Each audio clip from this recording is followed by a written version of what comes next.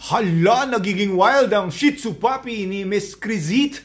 Ayan, sabi po, bakit po after paliguan ng Shih Tzu puppy ko po at ibo-blower po siya, nangangagat po at nagiging wild?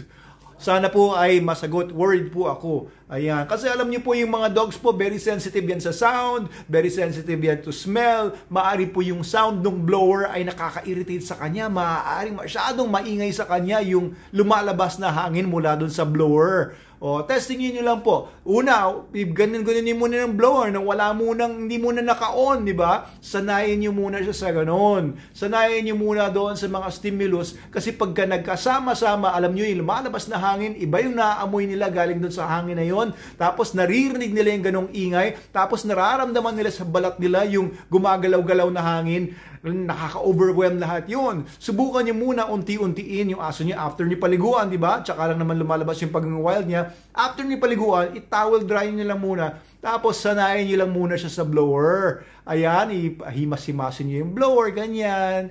Okay, para masanay lang siya dun sa itsura ng blower, tsaka yung feeling ng blower sa kanyang balat.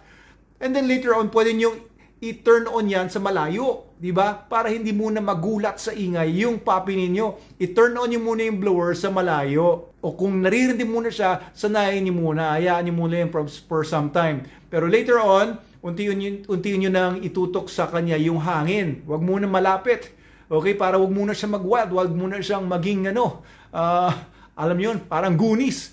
Oh, alam niyo Goonies, matagal na panahon na yun. Anyway, yung hair dryer na yan, maaari nga po kasing yun yung nakaka-irritate sa kanila kaya nag-iibang anyo yung inyong Shih Tzu puppy. Subukan niyo po yun. Ilagay niyo po sa comment sa baba kung may pagbabago, balitaan niyo po kami. Kayo naman yung merong mga Shih Tzu, na ganyan din yung unang mga naging reaction. If you want to help Miss Crizit, please comment below kung ano po yung mga tips na meron kayo para po malaman niya yung experience nyo naman. And by the way, if you want to use our products, meron po tayong Super Dog Soap, Super Dog Shampoo, available sa Lazada, Shopee, sa TikTok shop natin, and sa dealers nationwide para po gumanda yung pagpaligo ng inyong mga aso. And of course, SDN, the best dog food in the multiverse para maganda yung tubo ng coat ng aso ninyo because coat and hair is made up of protein at ito ang pinakamataas ang protein content sa lahat ng mga dog foods. We've been using this for 8 years now on all our dogs. They're all great, no? So maganda yung resulta namin sa SDN and we hope na ma-experience nyo rin yan.